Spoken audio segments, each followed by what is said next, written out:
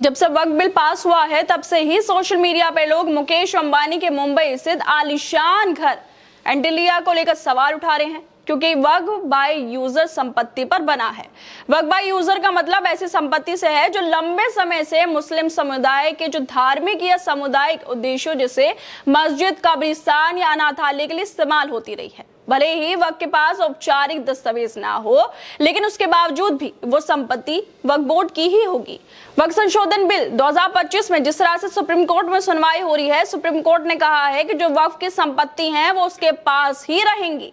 लेकिन इसी बीच जो एंटीलिया का मामला है वो चर्चाओं में आ गया है, क्योंकि ये जमीन पहले करीम भाई इब्राहिम खोजा यतीम खाने की थी, लेकिन अब कोर्ट ने बोला है कि जो वक्फ की जमीन थी वो वक्फ की ही रहेगी। तो ऐसे में सवाल ये उठता है कि क्या अब अंबानी का शानदार घर भी वक्फ बोर्ड के अंदर जाएगा, क्योंकि यहाँ पर पहले वक्फ की जमीन पर ही अनाथालय बना हुआ था।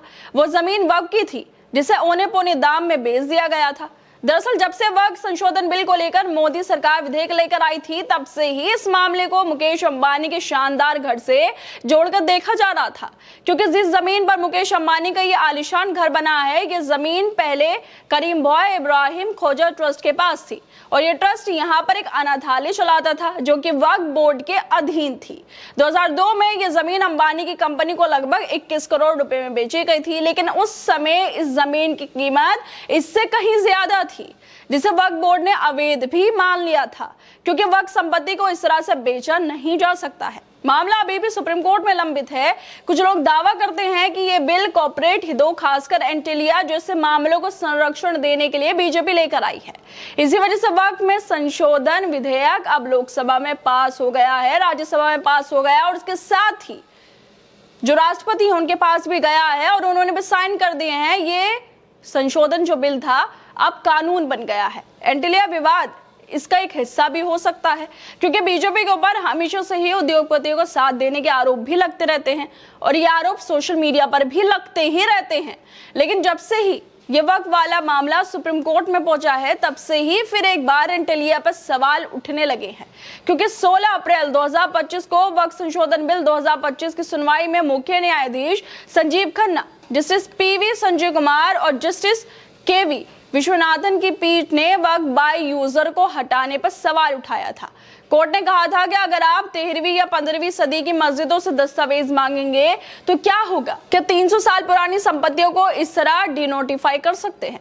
वक्फ बाय यूजर को हटाने से लाखों वक्फ संपत्तियां जैसे कि मस्जिद, कब्रिस्तान खतरे में पड़ जाएंगी, क्योंकि इनके पास अक्सर जो उनके दस्तावेज होते हैं, लीगल दस्तावेज, वो नहीं होते। इसके साथ ही कोर्ट ने सरकार से ये भी पूछ लिया कि अगर वक्फ बोर्ड में गैर मुस्लिम बैठ सकते हैं तो क्या मंदिर बोर्ड में मुस्लिम को बुलाया जाएगा?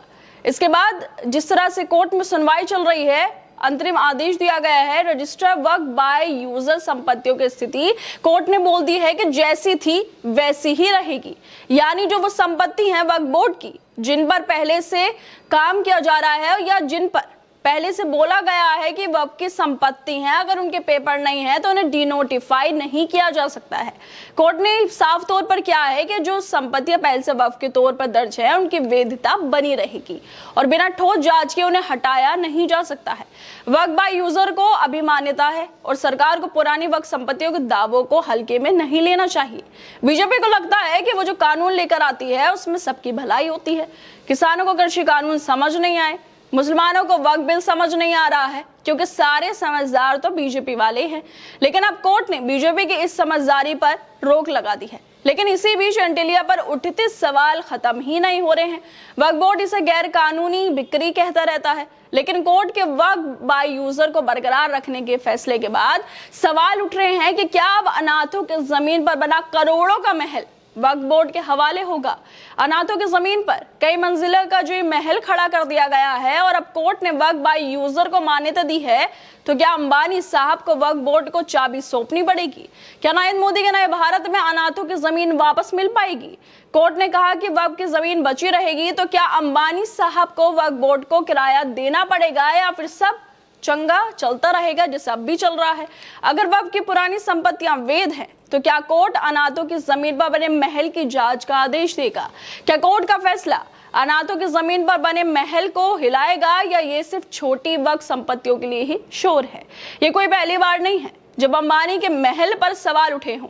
इससे पहले भी सवाल उठते ही रहते हैं। वक्त आरोप लगाता रहता है कि एंटीलिया को गलत तरीके से बनाया गया है, गलत तरीके से जो उसकी जमीन है उसको खरीदा गया है। लेकिन जिस तरह से अब सुप्रीम कोर्ट में सुनवाई हो रही है, वक्त की संपत्ति को सुरक्षित किया जा रहा है, उसके बाद फिर यही सवाल लोगों के जहन में घूम रहे हैं कि क्या जिस महल को बनाने के लिए मुकेश अंबानी ने औने पौने दाम पर जमीन खरीदी, क्या वह उस जमीन का सही रेट अब देंगे या फिर वह की जमीन होने की वजह से उसे खाली अब उन्हें करना पड़ेगा। खैर दोस्तों, अभी सुप्रीम कोर्ट में इस मामले की सुनवाई चल रही है और जिस तरह से सुप्रीम कोर्ट ने कह दिया है कि जो वक्फ की संपत्ति है वो वक्फ की रहेंगी, जिसके बाद ये सवाल लगातार उठाए जा रहे हैं कि क्या एंटीलिया जो मुकेश अंबानी का महल है उस पर कोई जांच हो पाएगी। खैर, आप लोगों को क्या लगता है इस वीडियो को लेकर? हमें अपनी राय जरूर दें और बाकी तमाम खबरों को देखने के लिए जुड़े रहिए हमारे साथ।